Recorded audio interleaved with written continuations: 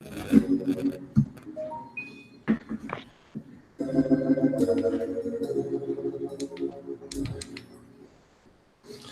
afternoon, brothers. What's going on? This is Black Men Congregation, and we're here today to actually give you another gospel word from Black manhood on how you need to properly align yourself, build yourself, and actually know your self worth as a Black man. My name is BMT, and we're joined here also along with Man of Tomorrow, and we want to give you an insightful word of experience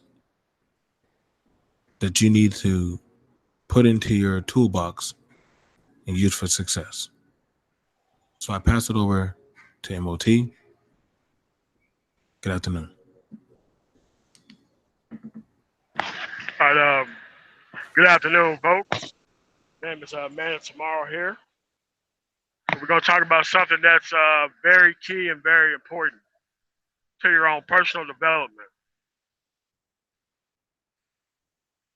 The role that they have for you, in parenthesis, male shaming. Uh, what you have to understand is whenever you start embarking on your own path, people are not going to like the fact that you don't do the things in their lives that you used to. And what they do with this shame tactic is they attempt to break you down back into the person that you used to be, so that way you can't make it to the next level. Because mainly they already quit. And if you were to take a couple steps ahead of them, they are afraid, for good reason, that you're going to leave them behind and don't really want to be around them anymore.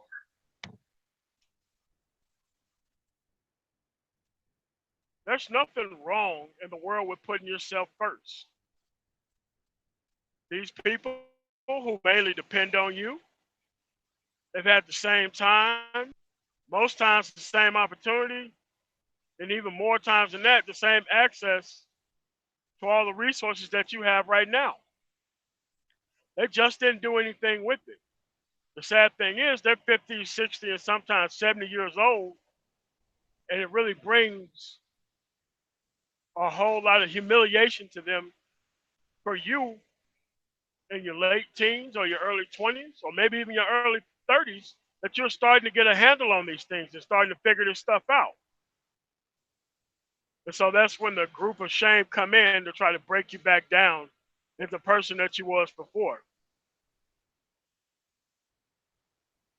Because simply put, they don't want to see you ahead of them, rather than paying attention to the things that you got right and that you've done right. The only thing they do is they just don't want to see people move ahead of them. So they would rather slow down the entire progress of everybody around them, so that way they can feel comfortable with themselves and everybody else around them. And that's pretty wrong. And these people are also, they're pretty vocal with it too. You know, it comes off as brash confidence, but it's nothing but actual fright and terror of other people moving along in the world without them. They also don't want to see you rise up to the point to where you can actually do things for others. The other people that's not going to be them. This is what happens when you have people who have children who don't have any intentions on having them be a strong adult. They know what things that they didn't take seriously and honestly within their time period. So what they do is they hide this information from their kids. So their kids is nothing but dependent on them. Again, it's a very wrong thing to do. Like the wrong thing to do is to bring this child here with no intentions of raising it to be a productive adult. These people also put all of their needs ahead of your needs. Because if you are stuck chasing the tail and always doing whatever they need at a whim, you'll never get to focus on the things that you need to do in life. Rather than being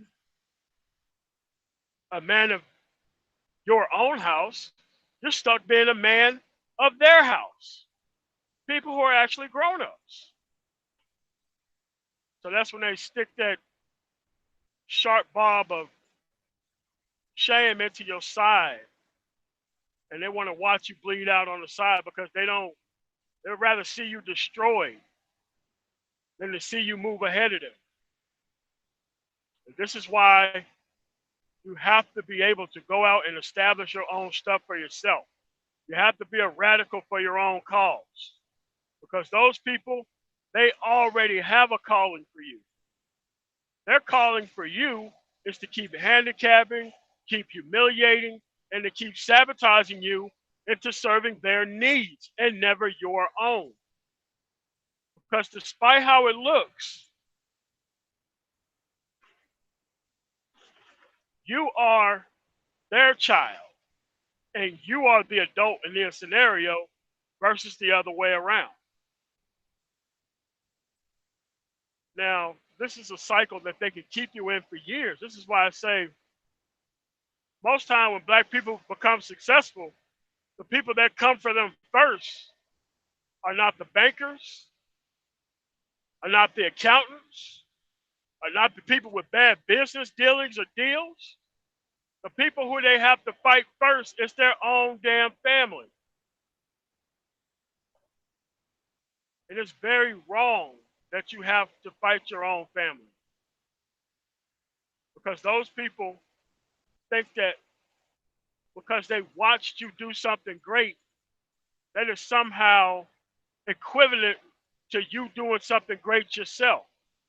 And if just sitting back watching was an actual Olympic sport, most of these people around you would be first gold medalists. But they don't want to do these things themselves. They want to watch everybody else do it, and then they want to pile on top once you step up to the podium. It's always the loudest people in your corner who ain't never done anything for you. The people who do stuff for you in your corner, they do it selflessly. And they just want you to be a better person. But the people who are doing it for the other reasons, they want to make sure every second on the millisecond of the day, this is what I did for you. This is what I did for you. And it doesn't matter how many times you pay them back, it never seems to be enough. Not only that, they won't even let you complete the race so that way you can be even better. They run in. They run in groups. They run in packs. They plot behind your back. These are the people who sabotage you. They're the people with your same bloodline and your same last name. Sometimes it could be your girlfriend or your wife. Certain circumstances, it could be your kids. This is why you have to establish your own peace and your own track record. So that way you're on your own time and doing your things for your own self. There's nothing wrong with moving out beneath these people's grass, taking a chance at the cold, dark world, living in a crappy neighborhood for 2 or 3 years, just so you can sit and think and have clarity. Because when you're around these people, it may seem like clarity, but they always got you off balance with things that they continuously have you focused on. That has nothing to do with you. It has everything to do with them. Most times these people see you in incredibly bad situations. You've done what you're supposed to do. They gave you a chance. You moved in, you hit it out of the park, you got your stuff back together. Now it's time for you to leave and establish further your own stuff. And now people are trying to knock you back down to zero. These people were truly not on your side. They wanted you close near them so they could watch you suffer. There's a lot of sadomasochistic people out there who really just want you near them so they can see your suffering real time. And these are things that you need to get away from. Not gonna lie, I messed up a whole bunch of stuff. Thing was, if I would have been on my stuff for me the entire time, I would have been here 15 years ago. I just would have had a different mind about the way I would have went toward things. But I couldn't do that because of the people who I kept putting myself around and kept thinking that them people deserved to be in my life when they clearly didn't. And it had to take for me to lose everything a couple times for me to realize that these people don't supposed to be here. I just want you to be different. I just want you to understand that most of the things that you were taught are completely wrong. Most of this collectivist mindset that people find themselves in once they ain't got nothing to offer, most of these people who talk this all for the community stuff, you ever notice none of them are millionaires? You ever notice none of them have big land trusts? You ever notice how none of these people own a lot of franchises? The reason why they don't is because they were always waiting on you to get your stuff together, not so they could get their stuff together, but so that way they can hide beneath your hard work. So that way your high level of play can be knocked down to an average level of play when divided amongst 5 people. You gotta stop letting people do that to you because they're only doing it because you letting them. They're only doing it because you didn't set the boundaries properly. And I'm telling you, the first day you do it, any other. That's a separate podcast for another time. But y'all guys got to be able to set these boundaries because these things compact on one another. Whenever you don't do one thing right, this goes wrong, and that goes wrong, and that goes wrong.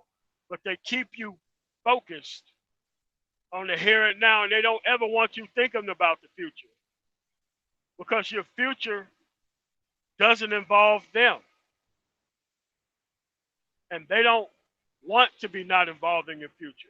They want to be part of your present and your future.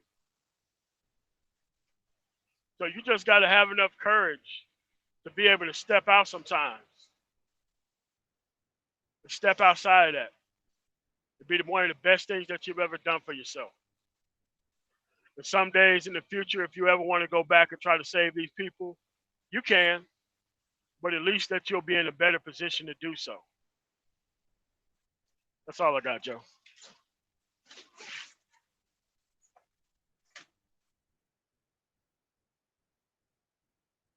All right.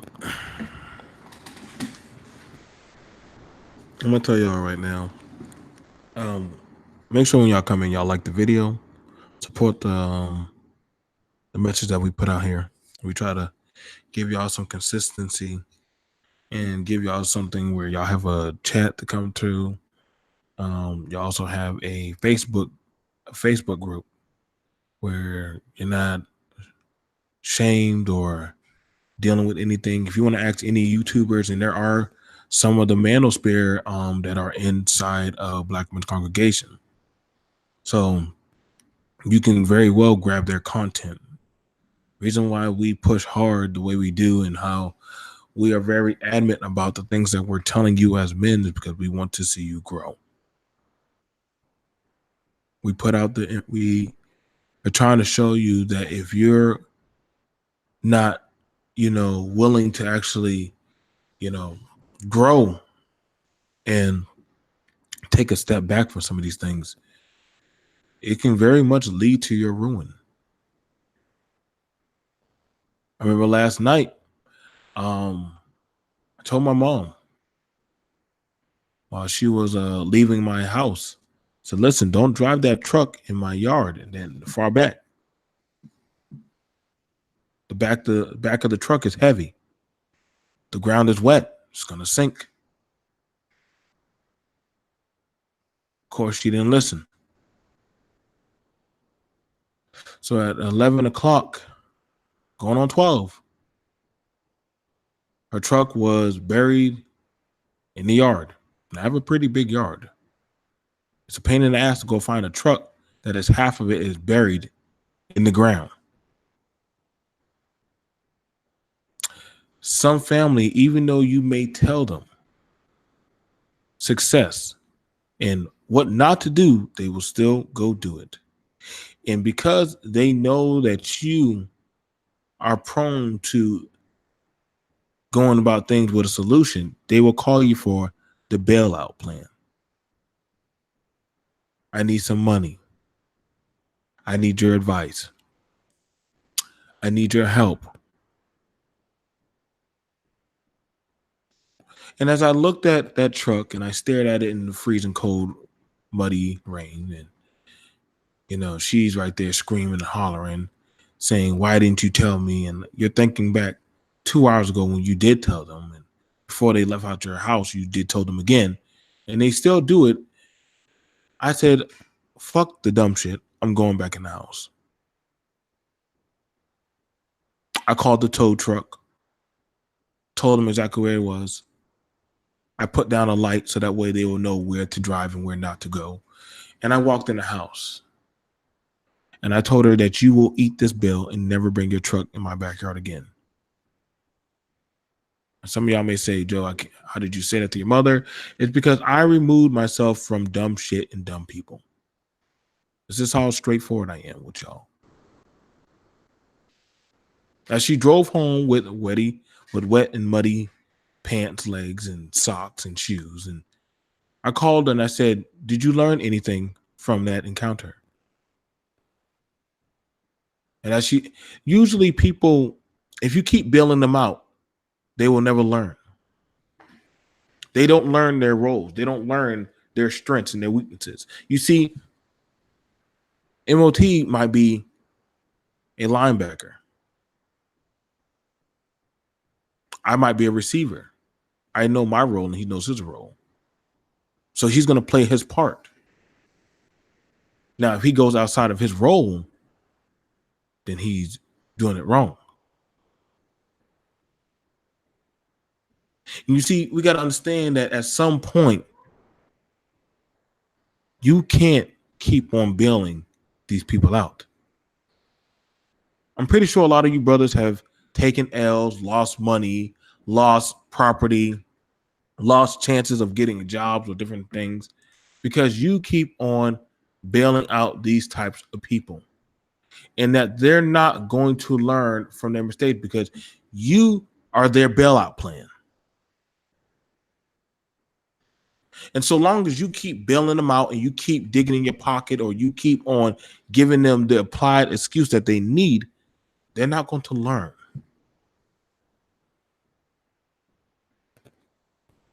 So that is why it comes to the point where you need to learn to step back. You see, they'll tell you, well, it's your job as a man to do these things. Your simple retort should be, well, then it's your job to listen to the instructions of a successful man. No, mind you, I said successful man. I would have listened to the brother on the podcast if he wasn't practicing what he's preaching. He wouldn't listen to me if I wasn't practicing what I'm preaching. But see, the fact is that we let too many people talk and actually put in their input, but they're not living by what they preach. They're not actually going about doing what they say. They're not productive in society as they could be because you keep bailing them out because you give into the male shaming. You give into the bigotry. You give into the hypocrisy. And you got to learn, take yourself out of the game.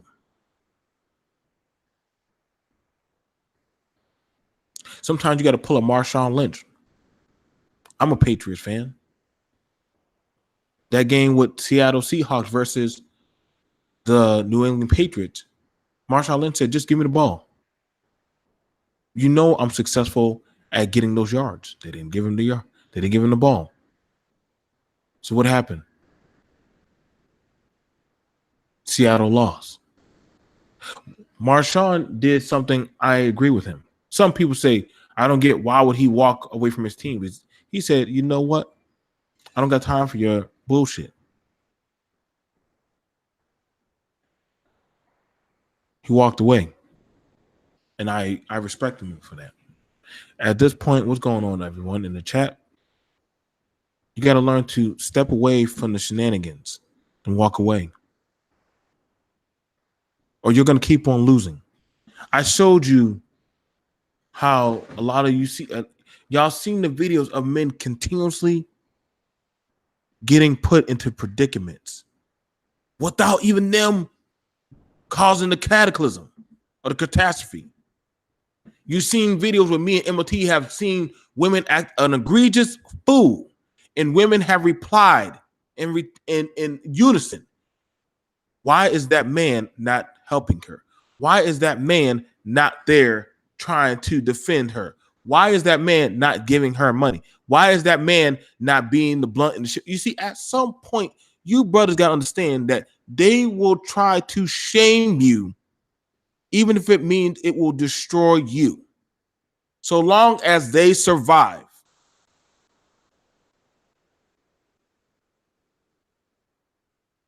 Every time.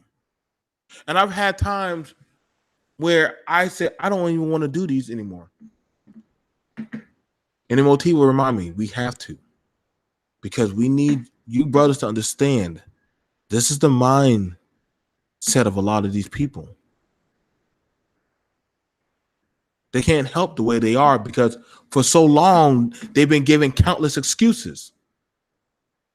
Don't worry, I'm going to do a story about Zaza Ali because I expected that from doggone women. I even expected the cucks to have her back and say, go easy on black women. I expected that of some of y'all. And what I do is I just sit on my porch and crack open my beer and watch you burn your community down. Let me just sit on my mountain and just watch y'all burn down your community, because for us men, we need to step back from this. You can't save your family. Your family does not put you in dangerous masochistic situations. Your brothers doesn't take from your plate. Your woman shouldn't try to shame your masculinity and your manhood and go against your design. If that's the case, I'd rather be alone and be a hermit. I can't feel myself.